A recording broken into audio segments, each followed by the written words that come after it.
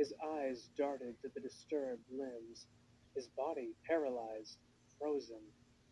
He needed to move, to breathe, to yell, to scream for help. But nothing happened. The wind moved, disturbing the grass by the stream.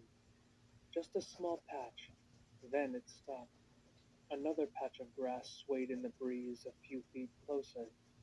It seemed agonizingly slow, yet far too fast. Closer, closer, closer crept the breeze, drawn to the man lying against the log. He smelled it then, the overpowering scent carried in the breeze. Bile rose in his throat, but refused to come out as the stench wormed its way into his nostrils and down into his lungs. He had smelled it only once before, yet it was unforgettable.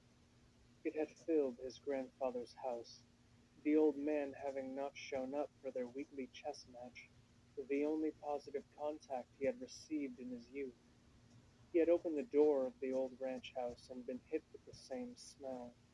It was emanating from the kitchen where he found his grandfather splayed out on the kitchen floor, lifeless eyes terrified and fixed on the screen door leading out the back.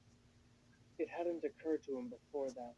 If he had followed that dead gaze, he would have eventually come to the glade he had called his home. The wind was brushing over his feet now, the sickening smell blowing fresh on his face. It didn't even let him have the decency for one last scream before he discovered what death really felt like.